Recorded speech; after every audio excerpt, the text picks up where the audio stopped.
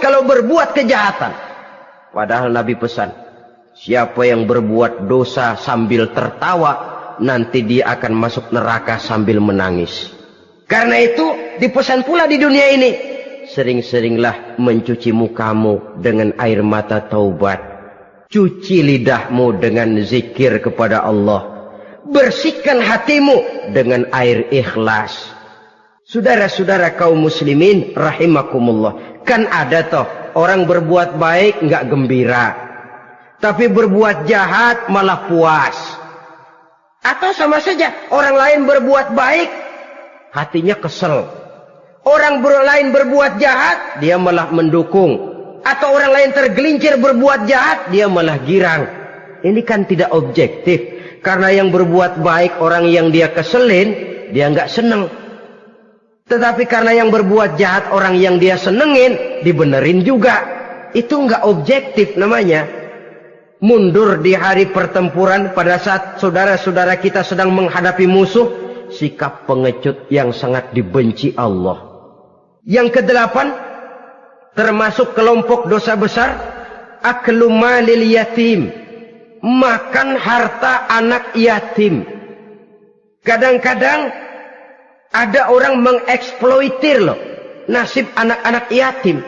Karena biasanya para dermawan peka kalau mendengar nasib yatim, memberikan santunan. Si yatim belum makan, yang ngurusin udah pada kenyang. Mengeksploitir.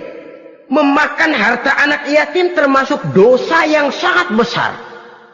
Sehingga Nabi pesan, ana wa kafilul yatim kahataini yaumal qiyamah. Aku dan orang yang menyantuni anak yatim seperti dua jari ini di hari kiamat. Rumah yang paling dimuliakan Allah adalah rumah yang di dalamnya ada anak yatim yang hidupnya dihormati. Hidupnya disantuni, keperluannya dicukupi. Maaf saja, tahap kita menyantuni anak yatim ini baru tahap setahun sekali.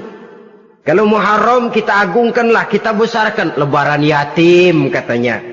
Kita kumpulkan dana, kita usap kepala yatim, kita kumpulkan beras. Kita bagikan hari itu. Perkara bulan depan kelaparan, kita tutup kuping. Perkara bulan berikutnya dia kelaparan, kita masa bodoh. Bahwa di bulan Muharram kita santuni yatim piatu itu sudah baik. Tapi akan lebih baik lagi kalau kita sanggup menjadi bapak asuh mereka, memikirkan sekolah mereka, ada kontinuitas. Kalau mereka diasuh oleh orang lain, lalu bertukar agamanya, berpindah akidahnya, kita ngomel habis-habisan. Tapi kita ada kemampuan, kita tidak mau berbuat semacam itu. Ya sama juga bohong namanya. Saudara-saudara kaum muslimin rahimakumullah. Orang yang menyantuni yatim mendapat pahala besar. Tapi orang yang mengkorup harta anak yatim, dosanya juga sangat besar. Berhati-hatilah kalau kita diberikan kepercayaan oleh masyarakat untuk mengurus anak-anak yatim. Karena pahalanya besar, resikonya juga besar. Yang kesembilan, syahadatuz zur, sumpah palsu. Sebab sumpah palsu ini menggunakan nama Allah untuk sesuatu yang tidak benar. Nama kita saja dibawa untuk yang tidak benar, kita jengkel. Nama kita dipalsukan untuk sesuatu yang tidak baik, kita kadang-kadang jengkel. Tidak puas jengkel, menuntut melalui saluran hukum. Kenapa? Nama saya dicatut. Bagaimana lagi kalau nama Allah kita pakai untuk bersumpah, sumpahnya palsu, menguntungkan kita, merugikan orang lain, Allah murka betul.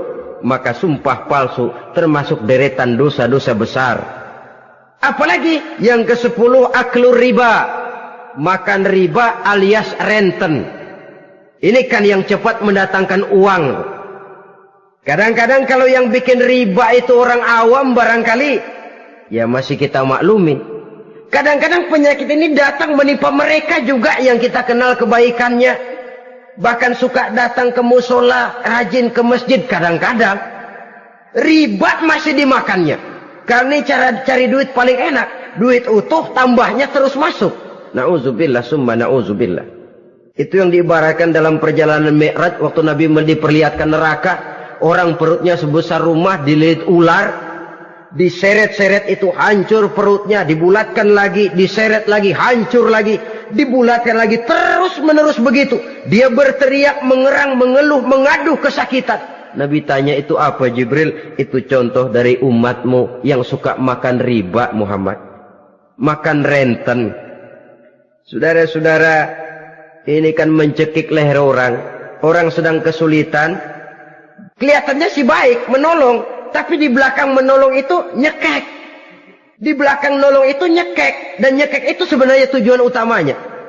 Orang yang menjalankan riba pada dasarnya tidak punya peri kemanusiaan kok. Kalau dia kelihatannya mau menolong, kelihatannya motifnya mencari untung di belakang itu. Jauh dari kemanusiaan. Yang ke-11, saudara-saudara, termasuk jajaran dosa besar itu qat'ur rahim, memutuskan silaturahmi, marah, hobi sama marah. Kalau 3 hari nggak marahan sama orang, ngebet palanya. Selalu nyari gara-gara. Kalau udah marah berlaku perpanjangan waktu. Tahun, 2 tahun, kadang-kadang seumur hidup. Saudara hadirin yang saya muliakan. Apalagi mengurangi timbangan termasuk kelas dosa besar. Makan suap termasuk dosa besar. Semir menyemir dosa besar. Apalagi bunuh diri. Nah ini, bunuh diri dosa besar. Kadang-kadang karena sulit nekat. Daripada hidup susah mendingan mati sekali.